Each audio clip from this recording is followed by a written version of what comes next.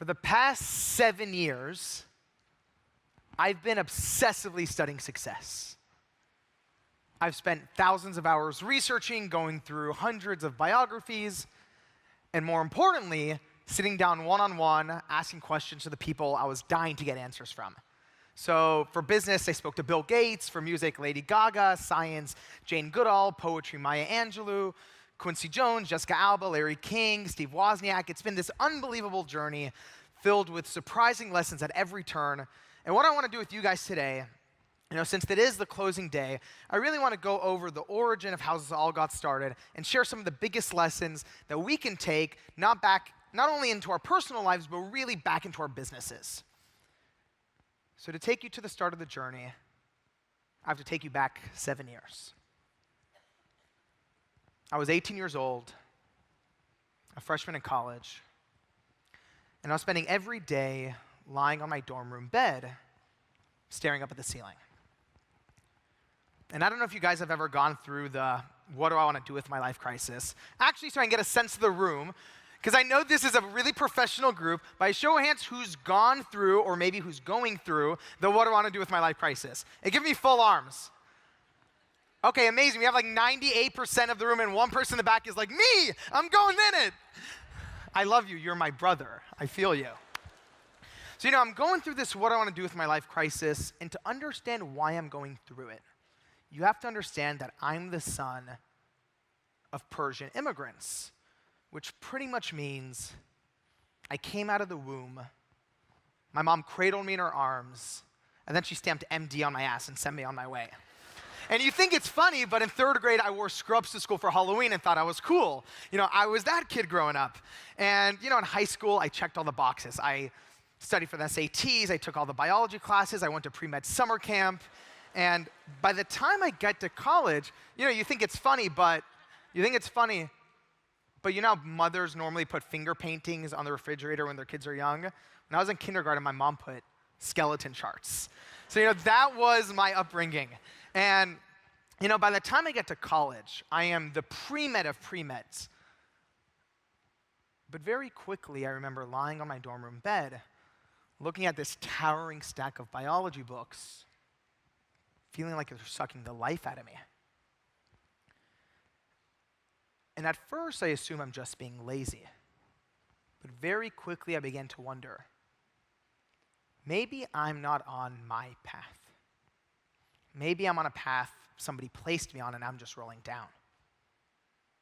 So now not only do I not know what I want to do with my life, I have no idea how all the people who I looked up to, how they did it.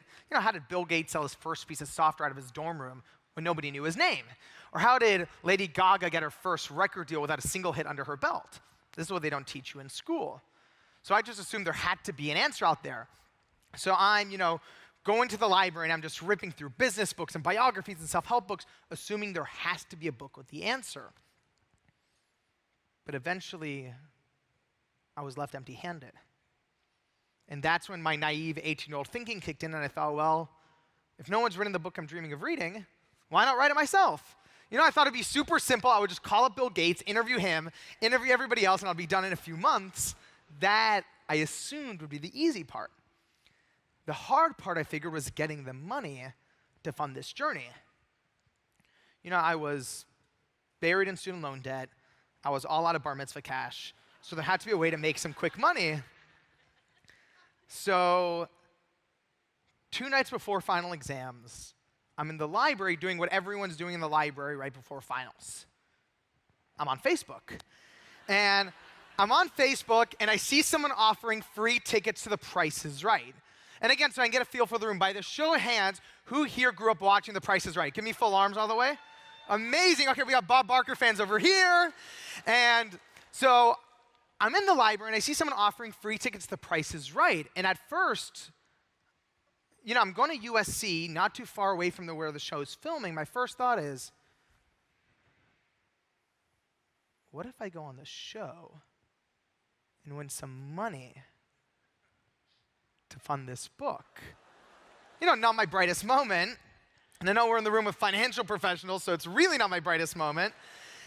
And I realize, it's a stupid idea. I have finals in 2 days. Plus, I'd never seen a full episode of the show before.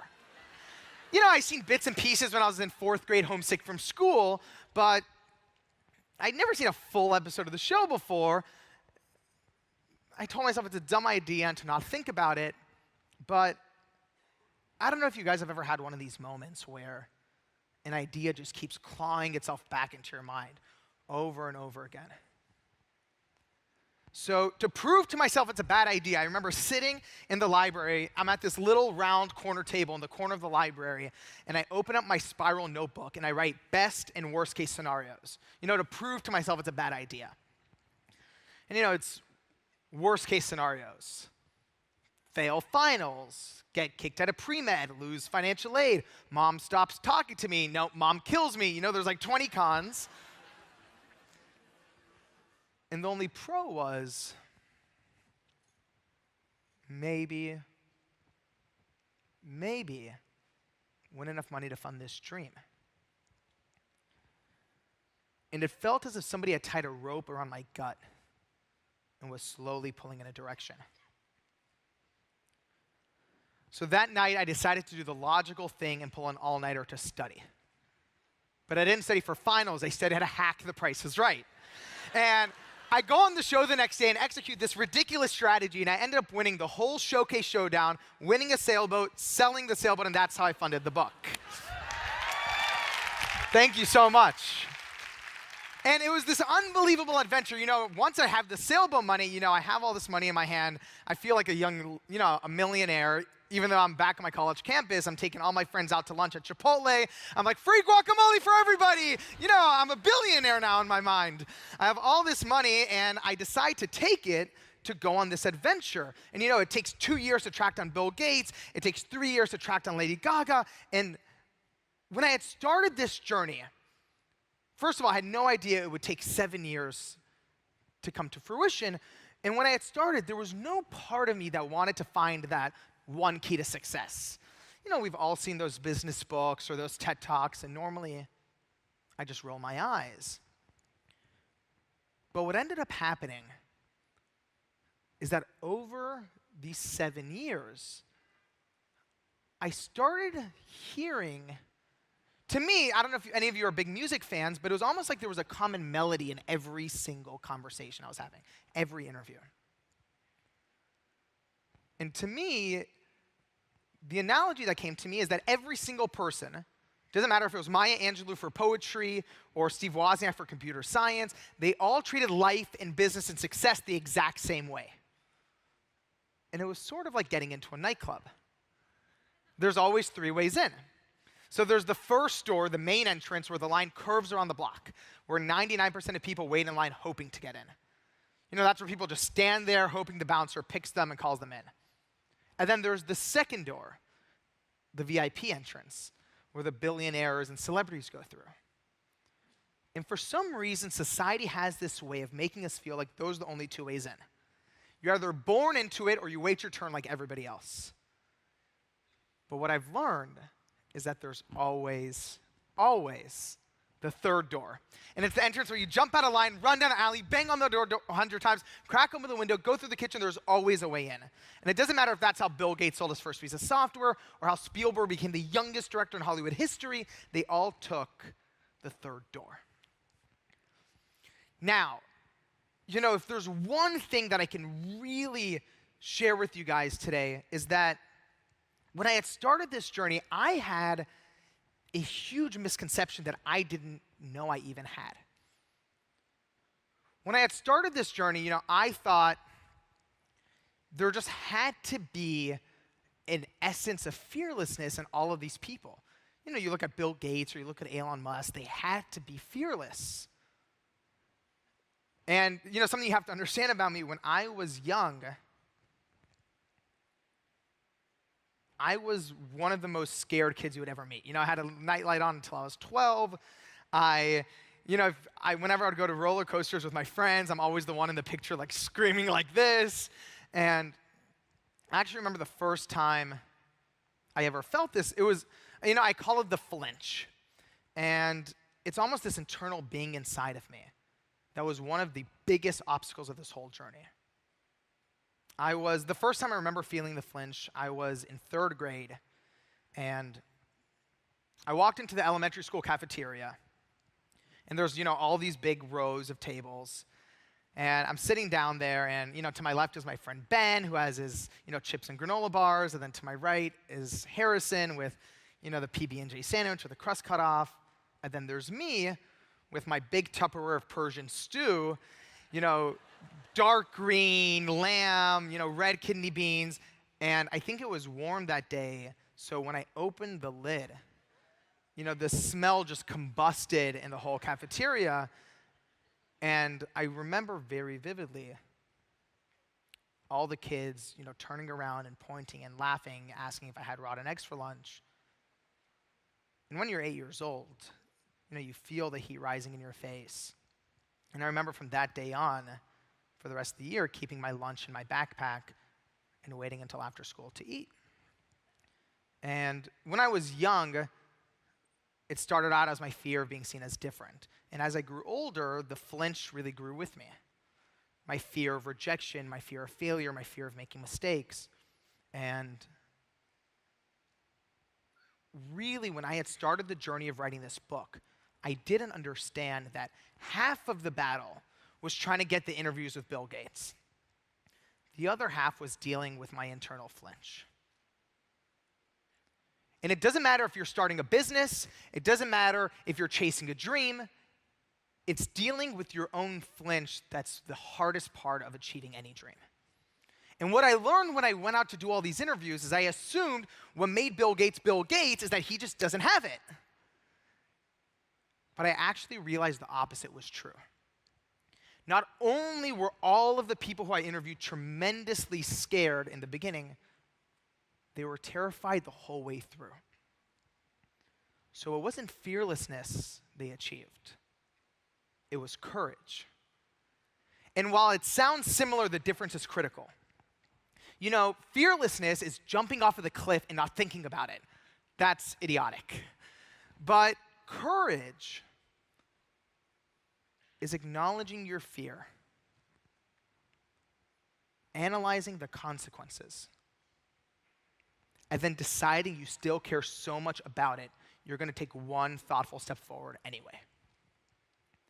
And if there's one thing I can ask you guys today when you leave, I'm sure you learned a tremendous amount. You met incredible people the past couple of days, but there's always going to be moments in your business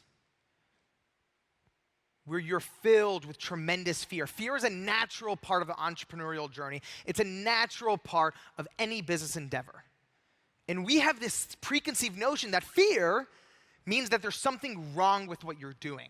But what I've learned is that not only is it natural, it's an essential part, because only when you acknowledge your fear can you then decide to take one step forward anyways.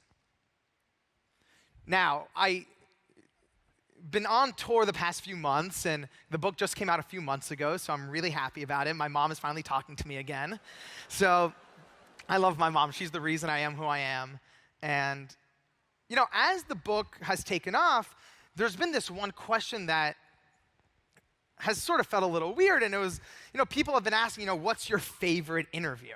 And when I was young, I was like, that's sort of like the question I would ask my mom, who's your favorite kid? She would always say, I love you all equally. And now I know that's not true. Now that I have my interviews, actually know that's never the truth. You actually have your favorite child, but it's taken me a few months to realize what interview has impacted me the most in hindsight. And it actually wasn't what I was expecting. Because to me, when I had started out, Bill Gates was, my holy grail interview. It was the one that I just assumed, if anybody has the answers, it has to be Bill Gates. Right? What's your name? Naya. Everyone give her some love. Her energy is unbelievable. So I'm thinking exactly what you're thinking. It has to be Bill Gates. But what I was surprised by is, while the interview with Bill unbelievably changed my life, there was only one interview where I can confidently say, I walked in one person and I walked out another. And that was with Quincy Jones. I love the O's over here. This is great. You guys feel it? And with Quincy Jones, I knew what a lot of people know about Quincy Jones. I knew that he's, You know, the best-selling music producer in history. He produced Michael Jackson's Thriller. He produced the best-selling single of all time, We Are the World. I knew that he's been nominated for more Grammys than any music producer in history. I knew he discovered Will Smith and Oprah Winfrey. He's undeniably one of the most important people in the history of entertainment. But when I walked into Quincy Jones's house, I realized I didn't know the half of it. You know, you walk in there, and first of all, he has this like round circular living room with like golden light coming up the walls. And you walk in there, and I'm sitting down, and this is towards the end of my journey. And I'm sitting down, and in walks in Quincy Jones. He walks in very slowly. He's about 80 years old, and he's in this long velvet blue robe with gold trim at the bottom. And he's like, "Where are you from, my man?" And I'm like, "Oh, hi, Mr. Jones. I'm from Los Angeles." And he's like, "No. I said, where are you from?" And I'm like, "Oh, my family's from Iran." And he's like, "That's what I thought." You know, and then he goes into 30 minutes of stories about his time in Iran, dating a Persian princess, and trying to break the Ayatollah out of prison. And you get sucked into the Quincy Jones vortex, and it is the greatest place on earth. You know, Disney says Disneyland's the greatest place. That's incorrect. It's Quincy Jones's vortex. And you get sucked in there, and, you know, 3 hours goes by without noticing.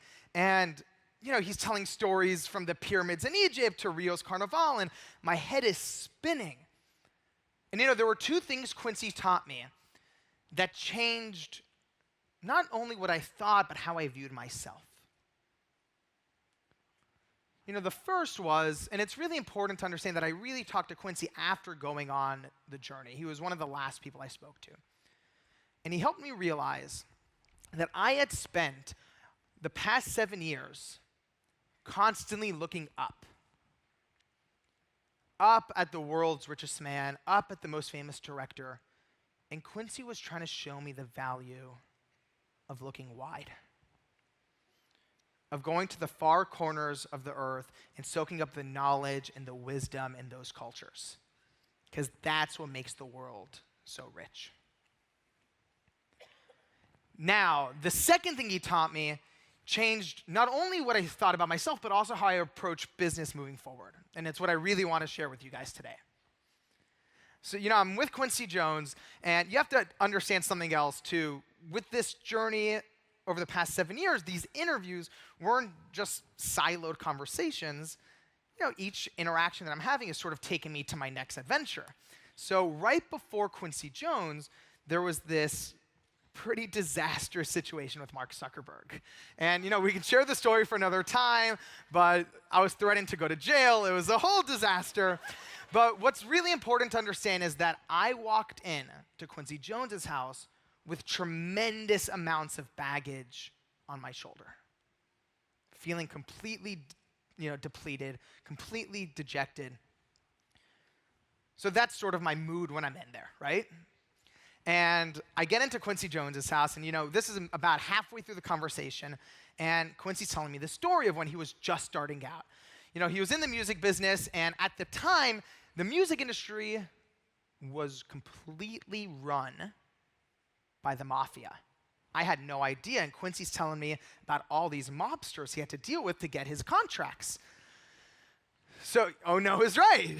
And I'm sitting there, and Quincy's explaining to me how he went to go get a music publishing deal with this one music executive, and Quincy walks into the office, and there's the music executive, and on the desk, he slides the contract, and it says that Quincy only gets 1% of his royalties.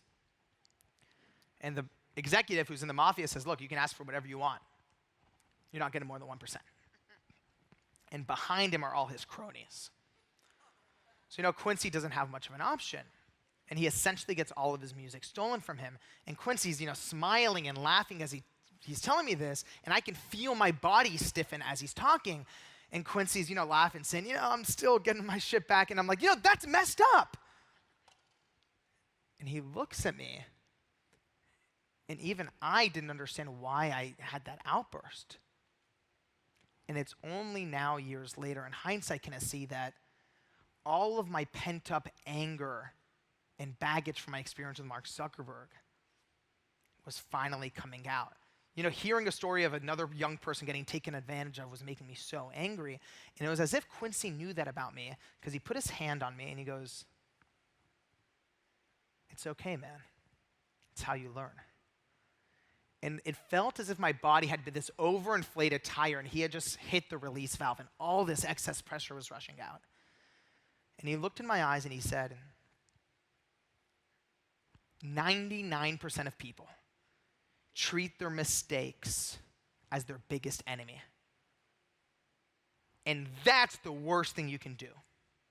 He explained to me that most people hate their failures. They hate their mistakes, and they treat them as their enemy. But it's only when you treat your mistakes as your friends and you cherish your mistakes can you then learn from them. And only then can you grow. And as great as the lesson that was, I'm still in this Quincy Jones vortex and my head is spinning and the conversation keeps going on. And about, I would say an hour later, we're finally wrapping up this interview. And I'm sitting there and I want to give him a hug, I'm so happy. And he's like, he's being so kind to me. And I'm like, "Mr. Jones, I just have to tell you, you really changed who I am and what I want out of my life." And he's like, "How's that?" And I'm like, "You showed me how to be a person of the world." And he's like, "That's so great, man." I'm like, "Yeah, you showed me that you can only grow if you travel." And he goes, "No." He's like, "No. You only grow when you cherish your mistakes." And it was as if he was going to keep saying that until it finally sunk in. And in that moment, it did. I realized that as great as my interview with Bill Gates was, it was actually my mistakes on my way to get to him that changed me most. And in that moment, I had this epiphany that to this day I'll never forget. I realized I had spent my entire journey assuming that the opposite of success is failure. But it wasn't until I was sitting there with Quincy Jones that I realized that success and failure are actually the result of the same thing: trying.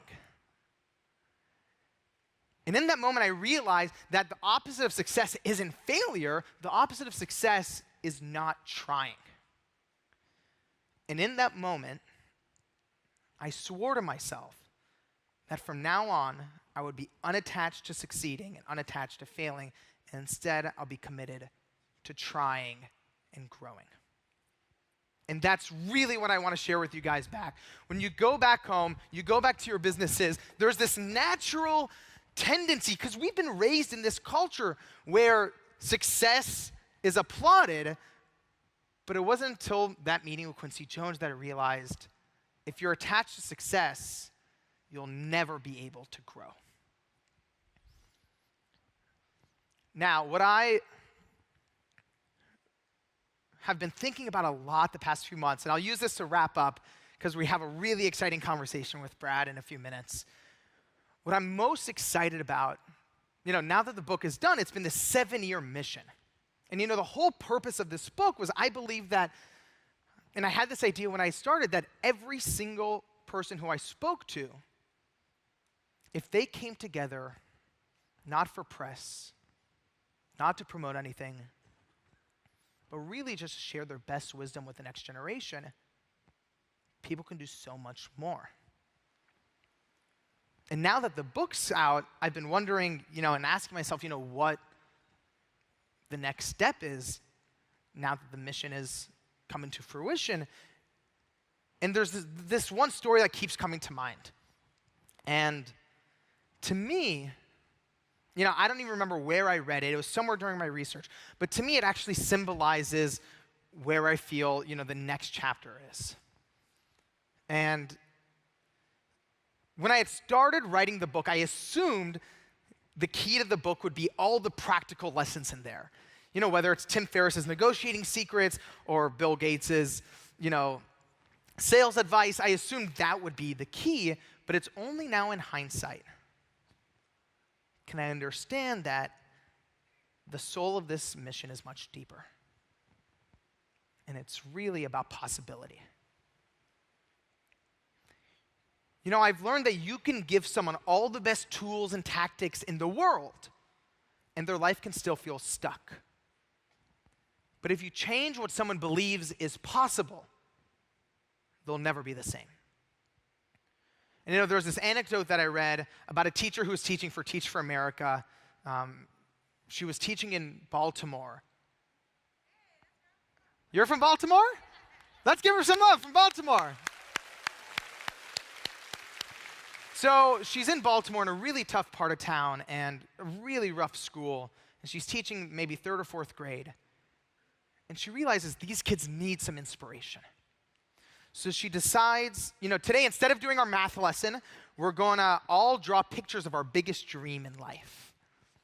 So the teacher passes out sheets of paper and crayons, and all the kids start coloring. And she notices there's one boy in the back who won't pick up a crayon. The teacher's concerned, and she's watching him, and he has this stoic look on his face. And then after about 30 minutes, his eyes light up, and he starts coloring. So the teacher asks everyone to pass in the papers, and the kids go home, and the teacher's going through them. And she sees that the young boy drew a picture of a pizza delivery man. The teacher was really concerned, so she called the mother that night. The mother, though, said she wasn't surprised. The mother explained that the only male figure in his life who isn't on drugs or in jail is his uncle who delivers pizza. And what I learned from that story is that young people will always reach for the highest branch they believe is possible. They will always reach for the highest branch they believe is possible. So it's our jobs, whether it's schools or family or society at large, to illuminate more branches. And that's the mission moving forward.